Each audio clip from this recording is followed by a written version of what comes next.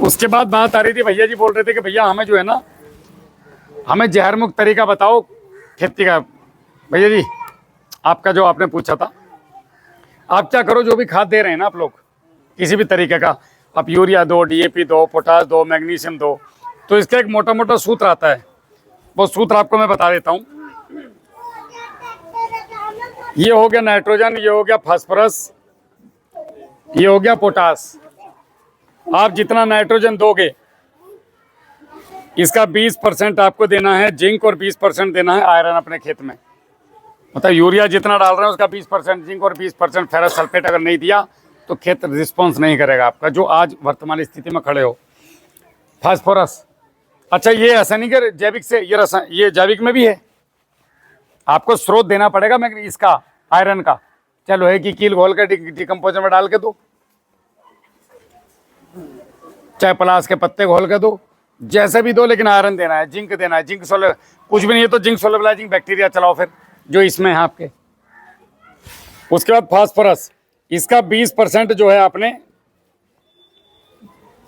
Magnesium देना है, जो आप नहीं देते, कभी नहीं देते। डीएपी फेंक दो, खाली खत्म हो गई कहानी। पोटास का 20% कैल्शियम। अब तुम्हें यो नहीं पता 1 एकड़ में कैल्शियम कितनी डाली जा, तुक्के मारो, कोई 5 बता दे, कोई 10 बता दे। अंध मकाने सरदार, मेरा गन्ना बढ़िया हो गया तो मुझसे जा पूछी, आपका गन्ना बढ़िया हो तो अगले साल आपको जा पूछी, खान साहब का बढ़िया अगले बार खान साहब से जा पूछी। पता किसी को नहीं, सारे अंध मकाने सरदार हो रहे हैं। कैल्शियम कोई ना डाल जा सकता। तो ये पोटास का 20%, ठीक है साहब। अब इसका जो है और इसका, इन दोनों को मिला लो, 20% इतना डालना है सल्फर।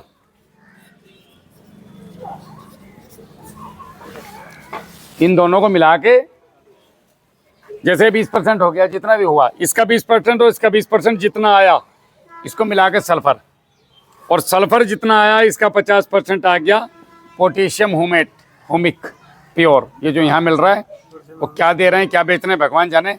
बाकी ओरिजिनल हुमिक अगर 1 किलो भी डाल दिया ना तो धुएं ठा दे 1 एकड़ के। हाँ, और इसका 50% डालना है पोटेशियम फुलवेट। पोटेशियम फुलवेट ऐसे काम करता है फसलों में जैसे शिलाजीत आदमी की बॉडी में, और शिलाजीत का ही एक रूप है पोटेशियम फुलवेट। आप शिलाजीत को लेंगे कभी और इसकी लैब रिपोर्ट कराएंगे तो 70% से ऊपर शिलाजीत के अंदर केवल पोटेशियम फुलवेट है। तो आपके शरीर में शिलाजीत जो आग लगाता है जाने के बाद, जो एनर्जी देता है, वो आपकी फसलों को ये देता है। और ये आपकी रोग प्रतिरोधक क्षमता फसल की, आपकी बीमारियों से लड़ने की ताकत, अपटेक कराने की ताकत, इलेक्ट्रिक कंडक्टिविटी, हर चीज़ को मेंटेन करता है।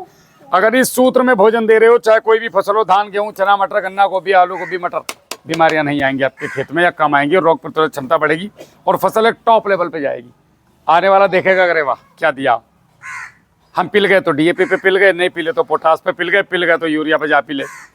किसी ने सल्फर से रिजल्ट आ गया तो 50 किलो सल्फर ही डाल दियो, भैया हौसले ले यार। तो ये सूत्र है भाई साहब खाद देने का एक, इसे हमें सीखने में सालों लग गए। जना कहाँ तक कितने के हाथ पैर जोड़े, जब जा करके सीख पाए कि एक्चुअल में दें।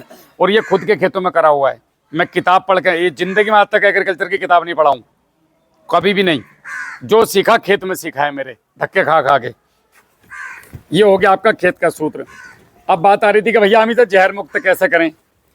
तो आज जो वर्तमान स्थिति है, आपको ऑर्गेनिक खेती करने के लिए कार्बन चाहिए लगभग 1.5 से ऊपर जमीन का। हमारी जमीनों का जो आज कार्बन है, तो वो अगर एवरेज की बात करें तो 0.35 पर है ना एवरेज। इसमें कैसे ऑर्गेनिक कर लोगे तुम। पर जो आदमी अभी चल नहीं पा रहा है, हॉस्पिटल से आया है मरियल स्थिति में, उसे तुम कह रहे हैं यार रनिंग करना चल रहे हैं, चल नगिन्ना तक दौड़ कहाँ गया, मर जाएगा वो।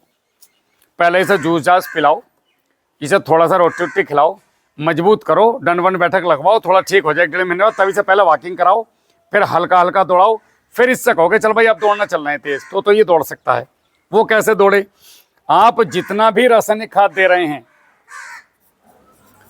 1:3 का अनुपात, जैसे आप आज की तारीख में 50 किलो डीएपी डाल रहे हैं, तो आपको 50 किलो नहीं डालना है खेत में, आपको 18 किलो डीएपी लेना और इसको 3 गुना सड़े हुए गोबर की खाद में मिलाना है।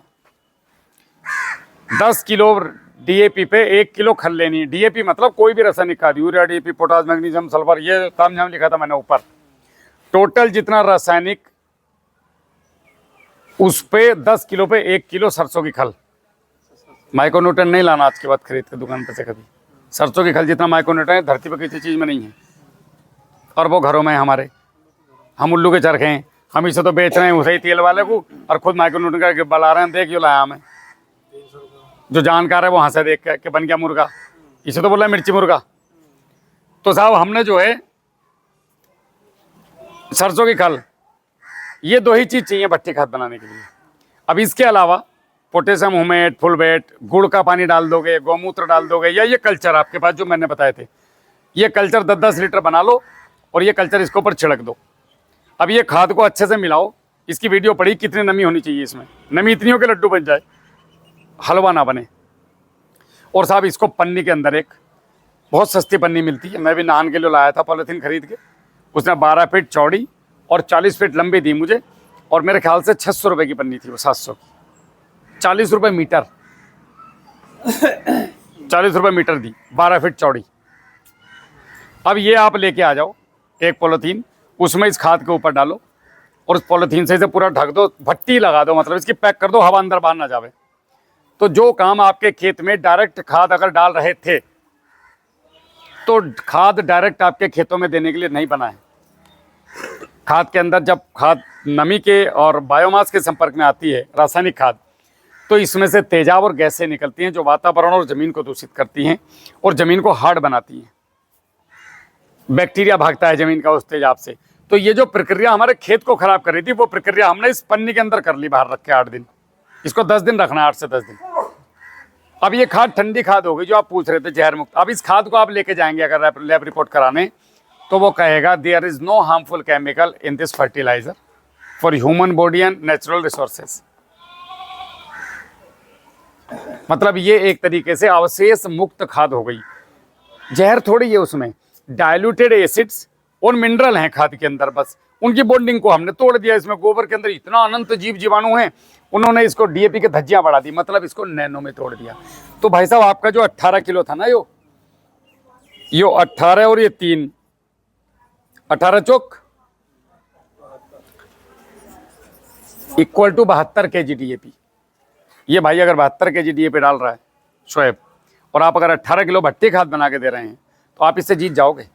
और ये डायरेक्ट इंजेक्शन है। ये गौरव भाई से पूछ के आना, उनकी वीडियो दिखाऊंगा, का गन्ना देख के आना। मजे की बात, साला एक गन्ना नहीं बंधा, 100 बीघा का किसान हो भाई, गन्ना नहीं बांधा जी उसने एक भी।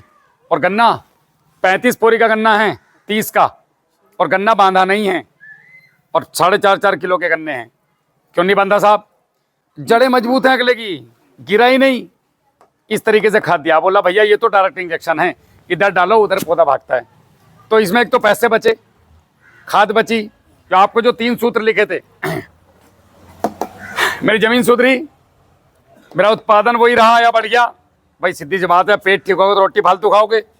मेरा खर्चा पहले ही साल 50 किलो से 18 पे आ गया, मैं आधा हो गया यहाँ, 45 से आधे उस पर। ये सूत्र हैंडल हो गया पहले ही साल। अब हम क्या करेंगे अगले साल, ये 18 की जगह पे 12 डालेंगे, और तीसरे साल 8 या 6 डालेंगे, और चौथे साल हर हर गंगे भैया हमें जरूरत ना, तेरे डीएपी के अपने पास रख। अब इसके साथ साथ में कुछ ऐसे फार्मूले हमें चलाने हैं खेतों में, जिससे हमारे खेत में बहुत जल्दी से रिकवरी हो। ये जितनी समस्याओं को लेकर के आप यहाँ आए हो आज, ये समस्याएं आपके खत्म हो जाएं। इनके भी चेहरे दिखा देना थोड़े थोड़े, आती जाती दुनिया याद तो कर ले करेंगे सबको आपस में एक दूसरे को देख के। ये 18 किलो तो डीएपी हो गया, 3 किलो 18 मैंने आपको एक एग्जाम्पल बताया है, उससे बनाने का कैलकुलेशन कर ली जाएगी। लेकिन 3 किलो सरसों की खल होगी, 1 किलो 10 किलो पे 1 किलो, 18 किलो पे 2 किलो हो गई।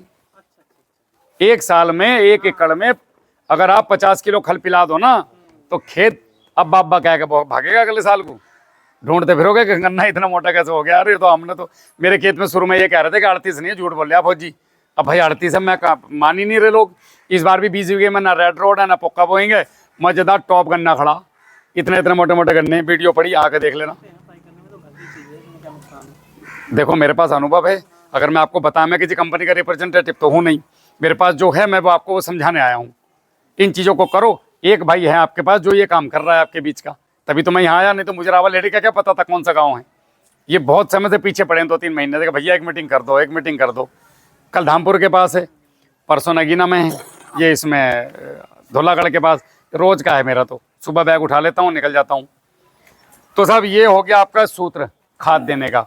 अधिक जानकारी के लिए वो वीडियो नंबर 372 बना के दिखाइए हाथ से। अभी तो ये बकवास कर रहा हूँ मैं मुंह से, ये मैंने हाथ से बना के दिखाया आपको।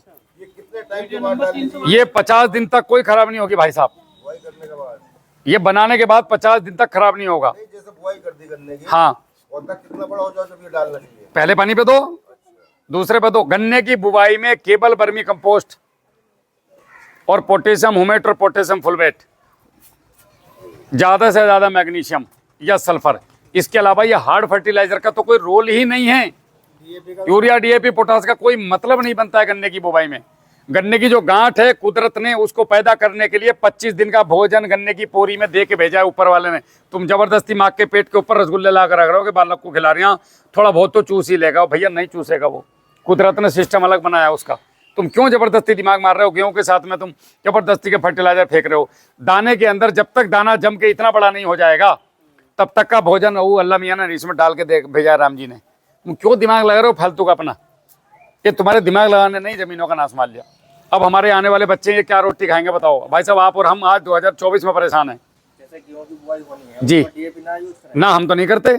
अब मैं भी बीजोर का हूँ, ऐसा भी नहीं कि यार इतनी दूर का आदमी जाना कि मेरे गेहूँ देख का ना। अरे कृषि विज्ञान साथी है, बताते हैं कि डीएपी के साथ में यूरिया भी डाल लो। देखो जी, कहने को तो मैं भी बहुत सारी चीज बता सकूं, तुम मेरी सारी बात मान लोगे? वो घरवाले की पूरी बात नहीं मानते। वो कहते हैं कि यूरिया जरूर मिलाया करो। आपकी मर्जी, जो करना है करो। देखो हम यूरिया मिला रहे हैं, डीएपी मिला रहे हैं, तभी तो आज यहाँ बैठे हैं, वरना यहाँ को बैठते हम एक साथ बात क्यों कर रहे होते आज अपने तजुर्बों पे। आपको देना है, लेकिन कब देना है? जब उसकी वेजिटेटिव ग्रोथ शुरू हो तब उसको यूरिया की जरूरत है 21 दिन के बाद। तब पहले पानी पे दो ना 15 किलो यूरिया। यूरिया भी कैसे देना है? 15 किलो यूरिया को 3 गुना मिट्टी, इसको गोबरी खाद में मिलाओ तो हलवा बन जाएगा। इसको सूखी मिट्टी ले लो अपने खेत पे से, थोड़ी बहुत नमी चलेगी, यूरिया मिलाकर 24 घंटे के लिए बोरी में बंद करके रखे हो। 45 किलो का कट्टा यूरिया का पकड़ो, साइकिल के कैरियर में दाबो, 15 किलो यूरिया दाबो उसमें। अब उसको ले जा करके उसके अंदर 45 किलो मट्टी, पता उसे कट्टे को भरना हमने बस, और पूरी मट्टी में करके कट्टा बंद करके वहीं कुएं पर रखिया हो या खेत पे ही। अगले दिन जाओ या 36 घंटे के बाद उसे कट्टे को निकाल लो, टोली में डाल लो और फेंक आओ पूरे खेत में। तुम्हारा यूरिया का जो जहर था वो बाहर निकल गया। करके देखो, ऐसे झटका लगेगा यार। जो ये कट्टा काम करवा सब, हाँ जी, इस चैनल पे मिल जाएंगी सारी की सारी, 1000 से ज्यादा वीडियो हैं। जो ये कट्टा काम करवा, ये एक कट्टे का काम करेगा। इसी को तो बोलते हैं जागरूकता। 15 किलो ये मेरी 6500 से ज्यादा ऐसी पूरे हो चुकी है पूरे भारत में, और लोग खेती कर रहे हैं, लाजवाब रिजल्ट है। तो यूरिया ऐसे देना है, बाकी खाद वैसे देनी है। 15 किलो कैल्शियम को डीएपी के साथ भट्टी खाद बनाते समय नहीं मिलाना है। कैल्शियम को बनाना है तो अलग से बना लो, और जिंक को अलग से बना लो, थोड़ी सी एक कट्टे में अलग बना कर रख दो, बाकी को एक साथ मिला के आप उस पन्नी के अंदर बंद करके रख दो भट्टी खाद बना के। तो ये आपका खत्म हो गया। अब आगे साहब आपको खाद तो देना है यूरिया डीएपी, लेकिन वो जहर ना बने खेत में जाके और 3 गुना काम करे। कैसे देना है? इस तरीके से। एक आपको माइक्रोराइजा जरूर देना है। आप लोग माइक्रोराइजा कभी देते ही नहीं, आपको माइक्रोराइजा का पता ही नहीं है। माइक्रोराइजा इस सोहेल ने दिया है, सोहेब ने गन्ने में, और रिजल्ट है उसका माइक्रोराइजा का। एक एक टॉप का गन्ना खड़ा है अभी जो बोया है। माइक्रोराइजा क्या है? एक प्रकार की फंगस होती है जो पौधे की जड़ के ऊपर बैठ जाती है, और पौधे की जड़ों को जब जड़ बढ़ना बंद कर देती हैं तो अपनी खुद की जड़ें देता है पौधे को। जैसे अगर ये यहाँ बैठे हैं शोएब भाई, तो आप ये पेन इनको दो, इनको दो ना पेन, इनको दो। नहीं, यहीं बैठे बैठे दो, आगे मत आओ। पेन ऐसे ऐसे हाथ करो, आप भी वहीं खड़े रहो। अब इतना गैप रह गया, तो ये पेन है और ये जड़ है, मतलब ये भोजन है, ये जड़ है। अब पेन इनको दो, आप इनको दो, आप इनको दे दो। ये दोनों माइक्रोराइजा। तो माइक्रोराइजा की जड़ इसके ऊपर बैठ के खुद की जड़ निकालती है। जैसे हमें किसी ने पाइप दिया, हमने उसमें एक पाइप ला के 1.25 इंच का जोड़ के अपना वो पतनाला वहां तक बना दिया। कृत्रिम जड़ें। तो ये जड़ें वहां जाएंगी, वहां से डीएपी उठाएंगी और यहाँ लाएंगे, क्योंकि गेहूं की जड़ 6 इंच है, गन्ने की जड़ केवल 27 इंच तक जाएगी। गन्ना बो दिया 4.5 फीट पे, तो बीच में जो डीएपी का दाना फेंक के मारा वो कहाँ जाएगा जी? या जो फास्फोरस पड़ी है उस मिट्टी में वो कहाँ से आएगी? तो ये माइक्रोराइजा खींच के ला के देगा। आपकी डीएपी की खपत कम हो जाएगी माइक्रोराइजा की। तो 560 रुपये का आता है। 3000 आईपी से कम का मत लेना। 3000 आईपी और इंडो प्लस एक्टो। एक्टो की स्पेलिंग क्या बनेगी मुझे पता नहीं, हिंदी में लिख लो। ACTO, हाँ ठीक है। एक्टो। इंडो का मतलब होता है जो पौधे की जड़ के अंदर जा करके अपनी जड़ें निकालता है, वो बागवानी के लिए चाहिए। एक्टो का मतलब है जो गेहूं, धान, चना, मटर वैसी फसलों के ऊपर, जिनपर बाहर से जड़ पे एक बेल्डिंग अंदर से होता है, एक बेल्डिंग बाहर से होता है, ऐसे मान लो हल्का हल्का सा समझने के लिए। तो ये आपके खेत में काम करता है। 3000 रुपये का इन्होंने लगाया, इनसे पूछना, टॉप का रिजल्ट है इसका। ये जैविक है। माइक्रोराइजा अगर आप नहीं खरीदना चाहते, हमें एक सेकंड बस ये क्लियर कर दूं माइक्रोराइजा वाला। तो आप 20 लीटर चावल का मांड और 2 किलो गुड़ हर महीने अपने खेत में छोड़ दो। 3 से 4 महीने में ऑटोमेटिक माइक्रोराइजा आपके खेत में कुदरती उत्पन्न हो जाएगा। भाई किसी को अगर नहीं लाना है तो मत लाओ, आप ये माइक्रोराइजा को अपने खेत में बना लो। ये पोटेशियम होमेट और फुलवेट अगर नहीं लाना है आपको, तो आप 200 लीटर पानी में 10 गाय के भैंस के उपले डाल दो सूखे। उसके अंदर चावल का मान डाल दो 2 लीटर, 1 किलो गुड़, 2 किलो गुड़ डाल दो, 8-10 दिन छोड़ दो, और इसे आप कम से कम हर महीने 1 ड्रम 5 बीघे में छोड़ दो। आपको कोई होममेड फुलवेट कहीं से खरीदने की जरूरत नहीं है। अरे करते तो नहीं, फल खा के सबके पेट, फल खाने से सब स्वस्थ होते हैं, दूसरा खाता तो कोई नहीं। तो साहब ये आपने अगर ये किया तो आपको होममेड फुलवेट की जरूरत नहीं पड़ेगी। और माइक्रोराइजा का ये विकल्प आपको मैंने बता दिया, ठीक है। आपका रेसिड्यू फ्री का खेल खत्म। आपको केमिकल भी डाला और मैंने केमिकल भी नहीं डाला। कोई आपकी फसल में दुनिया की मशीन ये नहीं बता सकती कि आपने अपने गेहूं में यूरिया DAP डाला था। अगर इस तरीके से डाला तो इससे आपकी ज़मीन भी बचेगी और धीरे धीरे आप ऑर्गेनिक की तरफ भी जाएंगे, और आपका भविष्य यही है भाई साहब। मेरा सीधा सा फंडा है, मैं 3 तरह की खेती पे जोर देता हूँ। SSS, SSS। सस्टेनेबल मतलब मैं खुद कर सकूं, सिंप्लीफाई मतलब साधारण हो हर चीज करने में, सिक्योर मतलब सुरक्षित हो। भैया मेरे बाल बच्चे, मेरी जमीन सुरक्षित चाहिए, मुझे तेरा ज्ञान अपने पास रख। रिवॉल्वर लिया है मैंने लाइसेंसी, वो इसीलिए लिया है कि आपातकालीन स्थिति में अगर मेरे पास मेरी सेल्फ डिफेंस के लिए मुझे फायर करना पड़े तो मैं करूंगा। लेकिन मैं कुत्ते पे भी, चिड़िया पे भी, बिल्ली पे भी, जो भी, यार तुमने तो जीना आराम कर दिया लोगों का। केमिकल में वही हो रहा है। आप जबरदस्ती बिना पूछे ये डाल रहे हैं तो मैं भी डाल लूंगा स्प्रे। शोएब करिया यार, तूने स्प्रे ना करा, भाई साहब की बीमारी नहीं, फिर भी एक मारिया टंकी भर के, ये पागलपन है। जबरदस्ती फायरिंग खोल के घूम रहे हो। सिक्योर खेती करो, सुरक्षित खेती, ठीक है साहब। ये हो गया SSS। अब आ गया आपका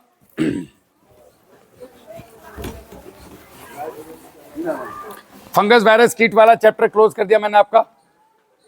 उन दोनों फंगस और उसके अलावा कोई उपाय नहीं है ठाकुर साहब, जो मैंने आपको बताया था। डब्बे वाले में, बोतल वाले में लुट जाओगे, ये कैप्सूल वाले मंगवा करके इनका जामन बनाओ और चलाओ, ट्रायल के लिए इनसे लेके जाओ, ठीक है। अब आ गया खाद देने का तरीका। रेसिड्यू फ्री बना के दो, ऐसी छिड़क के दो जैसे देते हो। एक्चुअल में खाद देने का तरीका ये है कि खाद कम से कम जमीन के इतने अंदर जाना चाहिए। जैसे गन्ने में भी दे रहे हैं ना, तो गन्ने की गूल के पास छोटी सी गूल खींचनी चाहिए, लेकिन उतनी हम करते नहीं। आप महाराष्ट्र कर्नाटक में जाओगे तो यही मिलेगा आपको।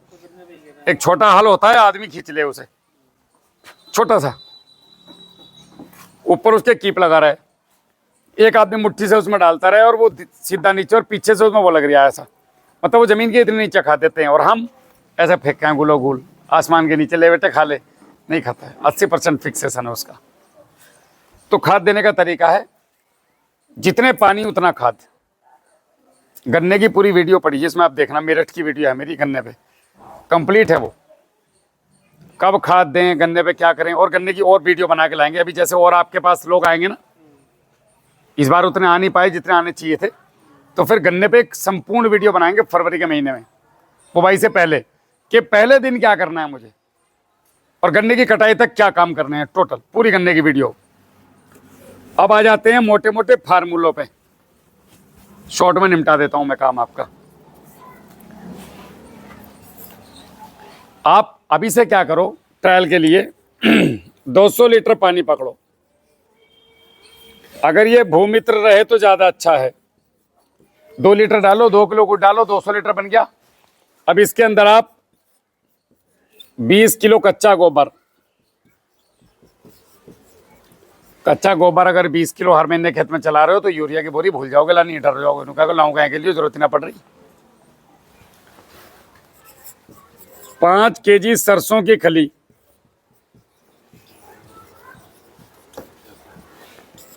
2 किलो गुड़। ठीक है साहब, ये फार्मूला आपने हर 3 महीने चलाना है। चौथे महीने आपने क्या करना है, ये गुड़ की जगह में 2 किलो चूना और 1 केजी मोटा साधारण वाला जो नमक आता है, नमक केवल 1 केजी, 1 या 2 केजी बस, उससे ज़्यादा नहीं। 2 किलो चूना, 2 किलो नमक, बाकी सरसों की खल और कच्चा गोबर मिला के इनको 5 दिन रख के और खेत में छोड़ दो, और फिर 2 महीने यही देना गुड़ के साथ। तीसरे महीने नमक और चूना। अब देखो आपका खेत कैसे रिकवर होके आता है, एकदम बबल के आएगा। और आपने ये जो बनाए थे जीवाणु और फंगस, ये हर महीने कम से कम 100 लीटर आपके 5 बीघे में किसी भी तरीके से जाना चाहिए। पानी के साथ घोल के दे दो, चला के दे दो, छिड़क के दे दो, गोबर के साथ भेज दो, कैसे भी। आप ये एक फार्मूला ये कर लो अभी फिलहाल के लिए, और इसी को आप स्प्रे भी कर सकते हो गुड़ वाले को। इसमें से 10 लीटर निकाल के 200 लीटर पानी में डालो, डंडे से चलाओ, उसके बाद छान के स्प्रे कर दो फसल पे। टॉप क्लास का रिजल्ट है। एक है आपके खेत में जो सब्जी वाले किसान हैं, इनके कीड़ों की बहुत समस्या, बड़े परेशान हैं। तो जब तक ये भूप्रहरी भूमित्र नहीं आता है, कोई बात नहीं, कोई भी किसान कर सकता है। 200 लीटर पानी ले लो, अगर 200 लीटर भूप्रहरी लेंगे फंगस वाला तो ज़्यादा बढ़िया है। लेकिन अगर अभी फिलहाल के लिए पानी ले लेना, 20 किलो मिट्टी साफ आपके खेत की, यही मिट्टी, गड्ढा खोद लो 5 फीट गहरा, एक ही बार जिंदगी में। ऐसी जगह हर किसान के खेत में होती है जहाँ पे वो पानी नहीं चढ़ता, ना वहाँ ट्रैक्टर चढ़े, वहाँ गड्ढा खोद लो, उस गड्ढे की ऊपर से नीचे तक की मिट्टी, हर इंच की मिट्टी में कुछ ना कुछ पोषक तत्व हैं, वो मिट्टी ऊपर से नीचे तक खींच लो। डॉक्टर CVR रेड्डी हैं, उनको पद्मश्री मिला हुआ है इस मिट्टी के स्प्रे पे, उन्होंने इसका आविष्कार किया था, हैदराबाद के। तो वो आपने 20 किलो मिट्टी लेके 200 लीटर के ड्रम में डाल दिया। इसमें आपने 100 से 200 ग्राम हल्दी डाल दी, अगर है तो डाल दी, नहीं है तो परेशान मत होना कि हल्दी नहीं है तो मैं ना कर रहा। 500 ग्राम से लेके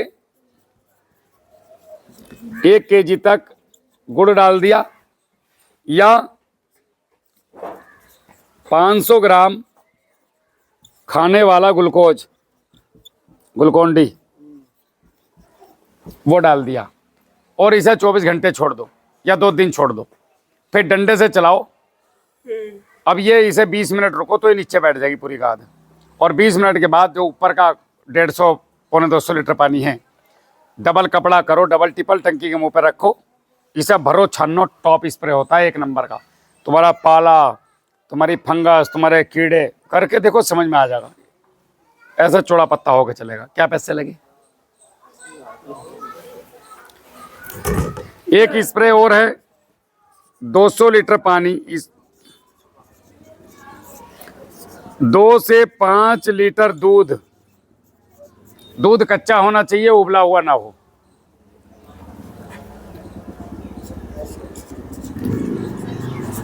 $500 ग्राम खाने वाला ग्लूकोज, ये 5 बीघे के लिए हैं। 200 ग्राम हल्दी, 40 ग्राम हींग, इसे तुरंत मिलाओ साहब, तुरंत छानो, तुरंत स्प्रे करो। आप एक स्प्रे मिट्टी का, एक दूध का, एक मिट्टी का, एक दूध का, ऐसे करके कोई फसल इस बार गेहूं की पाल के देखो। अगर एरिया में फसल ने रिकॉर्ड नहीं तोड़ दिया तो मेरे को बताना आप, और शुद्ध खाओ। और मिट्टी के स्प्रे का जो भी आदमी खाना खाएगा तो ये चश्मा उतर जाएगा 6 महीने के अंदर अंदर, रचुंदा खत्म। मिट्टी के स्प्रे से आंखों की रोशनी बढ़ती है, जो करेगा स्प्रे उसकी भी बढ़ेगी। तो ऐसी चीज़ें करो जो हमें जिंदा कर रही हैं, ऐसी चीज़ें मत करो जो हमें मार रही हैं। आपके सारे सवाल खत्म हो गए, अभी किसी का और सवाल? केले की खेती और बता दो सर। हाँ, केले की खेती मोटी मोटी चलो मैं बता देता हूँ। इसको थोड़ा क्लोज कर दो यहाँ पे।